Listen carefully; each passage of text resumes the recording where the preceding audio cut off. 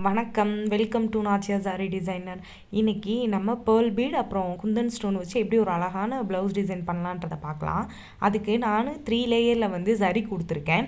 அப்புறம் ஒரு line sugar beat, அதுக்கப்புறமா திரும்ப நான் ஒரு லைன் வந்து கட் பீட் கொடுக்க போகிறேன். கட் பீட் என்ன பீட்னா மைக்ரோ கட் பீட் கொடுக்க போகிறேன். கட் பீடுக்கு ஒவ்வொரு பீடுக்கும் தனித்தனியாக நான் வந்து ஸ்டிச்சஸ் கொடுக்குறேன். அப்போ தான் பார்க்குறதுக்கு அழகாக இருக்கும். கொஞ்சம் கேப் விட்ட மாதிரி நல்லா நீட்டாக இருக்கும். இப்போ கட் பீடுக்கு அப்புறமா திரும்ப இன்னொரு லைன் வந்து நான் சுகர் பீட் கொடுத்துக்கிறேன். இப்போ பார்டர் வந்து நம்ம கம்ப்ளீட் பண்ணியாச்சா. இப்போ பார்டர்லேருந்து கரெக்டாக 2.5 இன்ச் வந்து நான் டேப் யூஸ் பண்ணி மார்க் பண்ணி அதை வந்து ஒரு லைனாக வந்து ஃபார்ம் பண்ணிக்கிறேன். இப்போ சென்டர் லைனும் நான் மார்க் பண்ணிக்கிறேன். இப்போ பார்டரில் என்ன கொடுத்தோமோ அதவே தான் மேலே லைன் போட்டிருந்தோம்ல அதுலேயும் கொடுக்க போகிறோம். எப்படின்னா அந்த லைன் மேலே சுகர் பீட், அந்த லைனுக்கு உள்பக்கமாக கட் பீட் சுகர் பீட். இப்போ பார்டர்ஸ் முடிச்சதுக்கப்புறமா உள்ள கேப் வந்து 2 இன்ச் இருக்குது. அப்போ நான் 1 இன்ச்சை மார்க் பண்ணி டாட்டர் லைன்ஸ் கொடுத்துருக்கேன். அந்த டாட்டர் லைன்ஸில் சென்டர்லேருந்து கரெக்டாக 1.5 இன்ச், அதுலேருந்து 1.5 இன்ச் இருக்க மாதிரி நான் மார்க் பண்ணிக்கிறேன்.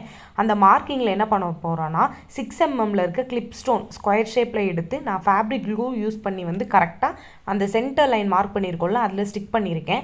அது ட்ரை ஆனதுக்கப்புறமா அதை சுற்றி ஒரு மைக்ரோ கட் பீட் லைன்ஸ் வந்து நான் கொடுக்குறேன்.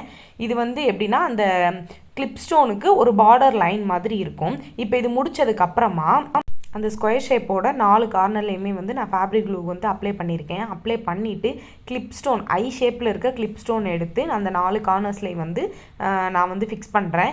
இப்போ அந்த 4 இதுக்கு இடையில வந்து கிளிப் ஸ்டோனுக்கு இடையில கேப் இருக்குல்ல அதுலேயும் ஃபேப்ரிக் க்ளூ அப்ளை பண்ணிவிட்டு டாப்பில் என்ன பண்ண போகிறேன்னா திலகம் ஷேப்பில் 4 mm சைஸில் இருக்க கிளிப் ஸ்டோனும் பாட்டமில் 4 mm சைஸில் இருக்க ரவுண்ட் ஷேப் கிளிப் ஸ்டோனும் 2 சைட்ஸ்லேயுமே அதாவது லெஃப்ட் அண்ட் ரைட் சைடில் 4 mm சைஸில் இருக்க ஸ்கொயர் ஷேப் கிளிப் ஸ்டோனும் வந்து நான் ஸ்டிக் பண்ணியிருக்கேன். இது ட்ரை ஆனதுக்கப்புறமா 3 mm சைஸில் இருக்க ஒரு பேர்ல் பீட் ஒரு சுகர் பீட் மாற்றி எடுத்து நான் கரெக்டாக அந்த கேப்பில் அது திலகம் ஷேப்போட லெஃப்ட் அண்ட் ரைட் சைட் கேப்பில் அப்புறம் சென்டராக கொடுத்துருக்கேன்.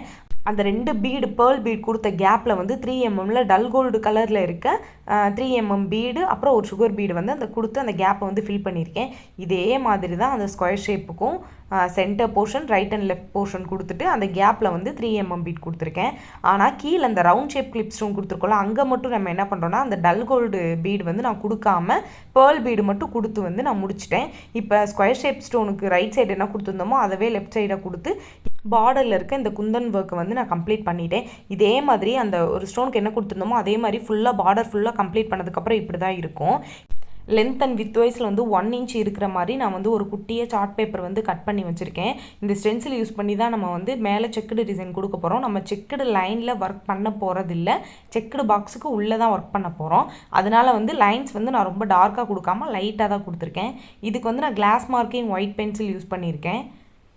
எப்படி கொடுக்குறேன்ற பாருங்கள். ஆல்ரெடி நம்ம சேனலில் வந்து நிறைய செக்கு ஸ்லீவ் எப்படி போடுறதுன்றதை வந்து நான் அப்லோட் பண்ணியிருக்கேன், நீங்கள் செக் பண்ணி பாருங்கள்.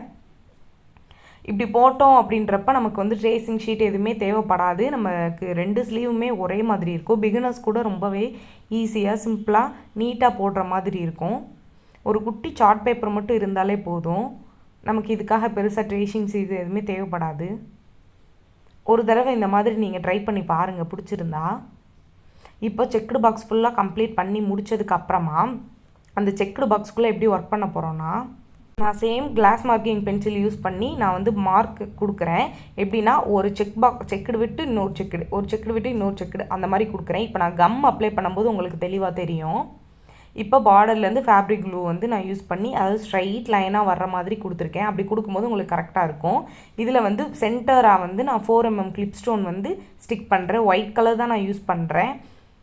இப்போ இதே மாதிரி ஸ்லீவ் ஃபுல்லாக வந்து ஸ்டிக் பண்ணி முடிச்சதுக்கப்புறமா பார்டரில் வந்து நம்ம இன்னும் கம்ப்ளீட் பண்ணாமல் இருக்கோம் இல்லையா, அதனால் அந்த ஒவ்வொரு புட்டாக்கும் சென்டராக பார்த்து நான் திலகம் ஷேப்பில் 4 mm வந்து எடுத்து ஸ்டிக் பண்ணியிருக்கேன். இப்போ இந்த திலகம் ஷேப் ஸ்டோன்ஸ் எல்லாம் ட்ரை ஆனதுக்கப்புறமா ஒரு பேர்ல் பீட் ஒரு சுகர் பீட் 3 mm சைஸில் இருக்குது.